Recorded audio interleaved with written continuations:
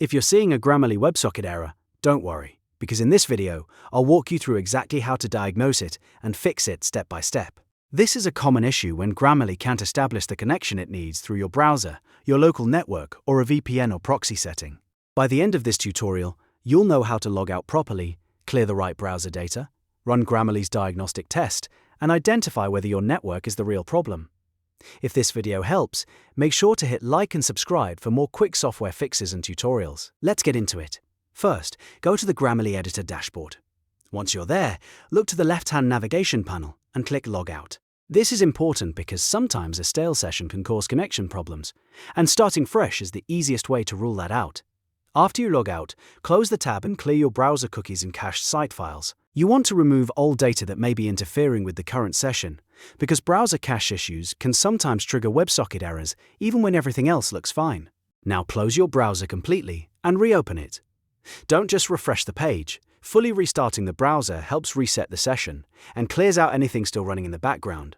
Once the browser is open again, go back to the Grammarly sign-in page and log back into your account. This gives Grammarly a clean new connection attempt and can often resolve minor session-related bugs right away. Next, open a new tab and navigate to the Grammarly Diagnostic test page. This page is the key to figuring out whether the issue is caused by Grammarly itself or by your network setup. On the results page, look carefully at the WebSocket section. This part tells you whether the browser is able to establish the connection protocol Grammarly needs. If you see a failed label next to any component, that usually means your local network setup is blocking the WebSocket connection. If the test shows a failure, the next step is to turn off any VPNs or proxies you may be using. These tools often interfere with the WebSocket's upgrade network header, which can stop Grammarly from connecting correctly. Disconnect your VPN first, then refresh the diagnostic test and see if the error goes away. If you're using a browser proxy extension or system-level proxy, disable that too and test again.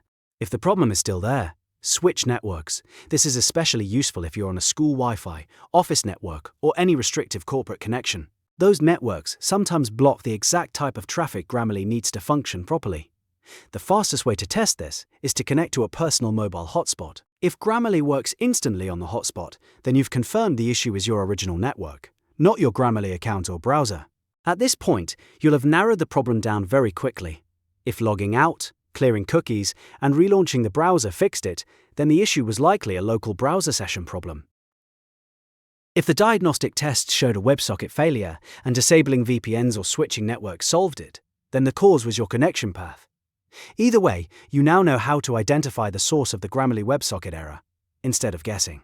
If this tutorial helped you fix the problem, please give the video a like and subscribe to the channel for more simple troubleshooting guides like this. I'll keep making step-by-step videos that save you time and help you get back to work faster. Thanks for watching, and I'll see you in the next one.